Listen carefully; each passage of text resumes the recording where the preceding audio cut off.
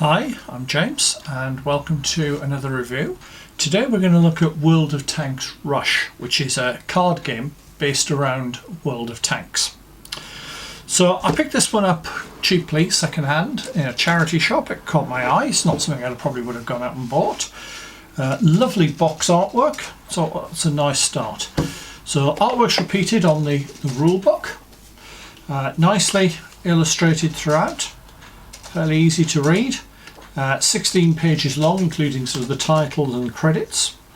Okay, then we get to the cards themselves. Now the cards are definitely a highlight of this. We've got different types. What we have, that was easiest to get out of the box, the medal cards. Now these are awarded for destroying enemy tanks, and they come in single and double versions. You've got German, you've got American, you've got French, and you've got Russian. So they're awarded, say, as you play the game, as you destroy things.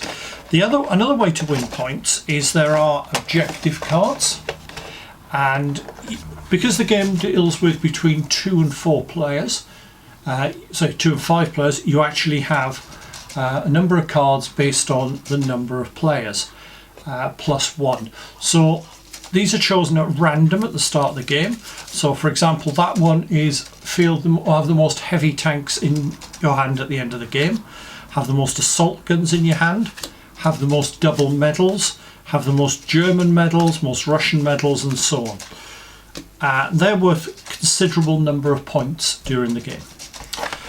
Now, I was very impressed in the sense that they've thought this through, and there are enough player aid cards which are double-sided for 1 per player, and they explain the symbols on the cards. Now each turn you draw 3 cards from your force, and initially they consist of 4 cards that will basically get you 1 point's worth of reinforcements, a card which gets you a 1 point unit but is then discarded, that goes into the graveyard and is out of the game, and a card that lets you pick up more than 1 unit at once. So that's what you start off with in your hand. You have 3 bases to defend. Those 3 bases are worth 3 medals each. I will sort of talk a bit more about those in a minute. There are also 2 other cards that come with the game. You've got a first player card, and the rules suggest it's the last player who played World of Tanks who gets to actually start the game. And you've also got a graveyard card. Bit of a luxury, but hey. So what happens then at the start of the turn is you have your cards. These are shuffled, and you draw 3 of them. So I could spend those 2 to get a 2 point unit, or I can add that one into it and get a 3 point.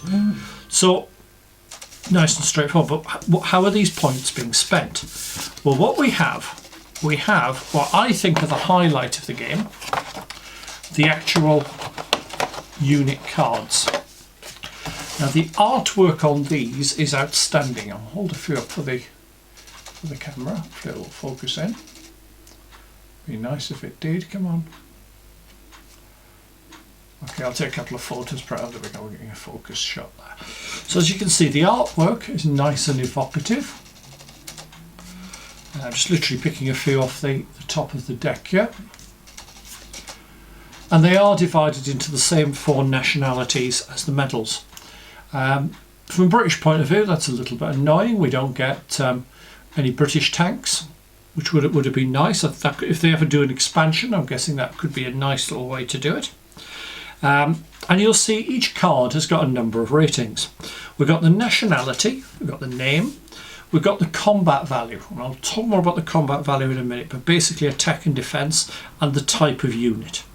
And then down the bottom, how many points it costs to purchase it, and how many points it's worth once you've got it. I'll explain a bit more with that. What happens is when you actually purchase a unit, so let's say we've purchased that unit, it's added to our deck. And then we draw the 3 cards at the end of the turn, and that is now part of it. So I can use that as effectively as a 2-point purchase, or I can play it, and if you had a special ability, which is the symbol at the bottom there, you do that, and then it goes into defense on one of your bases, or you can play it to attack. If you play it to attack and you destroy the enemy unit, which you do by equaling or exceeding its combat defense value, both cards then go into the respective discard piles, and you take a medal. If I'd used this one because it's a French tank, I'd have got 1 French medal, and so on. So it's not complex in that sense. Now the units that you can purchase each turn, what you do is you start the game and you lay out 4 tanks. That's quite convenient. We've got 1 of each nationality. I didn't even plan that. Now, notice that I say tanks, but we've actually got an anti-tank gun there. Now what happens is, let's say the Panzer III-4 was purchased and has gone into someone's discard pile there. At the end of the turn, everything moves down 1 space, or further if it's a gap, and the end card is discarded. And we put 2 more cards on in this case to get us the 4 again. So let's say next time nobody purchased anything, that one falls off the end and they all move down 1, and so on. You just keep repeating it. So there's quite a few cards there. There's 100 cards, 100 different tanks and vehicles in the deck, plus some odd infantry and things. So it will take a while to get through that. If all 3 bases belonging to a player are destroyed, they're out. Nice and straightforward. And as soon as you're down to 1 player, the game ends at that point, even if you haven't used up all the cards. Now the winner is the one who's got the most medals at the end of the game. So for each enemy base you've destroyed, you've scored 3. For each medal you've got, you've scored 1. For each double medal you've scored 2, plus the points from the special missions. So it's not complex in that sense. It's a very quick, simple game. The rules comment that they do value attacking over defence, because that's the way the game plays. I'd have rather a bit more emphasis on the defence. Now let's have a look at some of the problems we've got with some of the cards. I'm just going to go through and just pull one out. I mean, something like that is fairly easy. It's a T-34. Everybody has come across the T-34. But these are labelled in Cyrillic. So for example, what I would call an Su-85 looks like the CY-85. So we are going to get this sort of little problem. I will show you that Russian card because I do quite like that TM57, and I like the fact you've actually got the dog mine. That's a nice little touch there. And again, what I would call a KV1C looks like KB1C. So B instead of a V. So okay, that's a little minor thing, and I suppose in some ways it is quite a nice little thing. I think they've done it so that the cards can be used internationally. I know there is a Russian language edition, and the end result is they don't have to be changed for the Russian language edition. Okay, fair enough. But I also did a bit of looking at. I've pulled out a couple of cards just to give an example of some of the problems with this. There's an awful lot of prototype vehicles, particularly for the French. The French also have an awful lot of post-war tanks, simply because there are so few of them during the war, which again makes me wonder why they used French, not British, for that. But here we've got an example of the VK 3001 Porsche and the Panzerkampfwagen 6 Tiger, which is obviously the development of the VK 3001P. Same cost, one's a medium, one's a heavy tank. Okay, I'm not quite sure why they've done that, but you've got the same gun, the 88mm, which has got a value of 1 there and 2 there, simply because all medium tanks are scored as 1-2, all heavy tanks are scored as 2-2, all light tanks are scored as 1-1, and all self-propelled guns are scored as 2-1. That's a massive, massive flaw in my eyes. Okay, I am a bit of a trendhead when it comes to this. I will want, you know, the nice differentiation between the vehicles, but there is very, very little.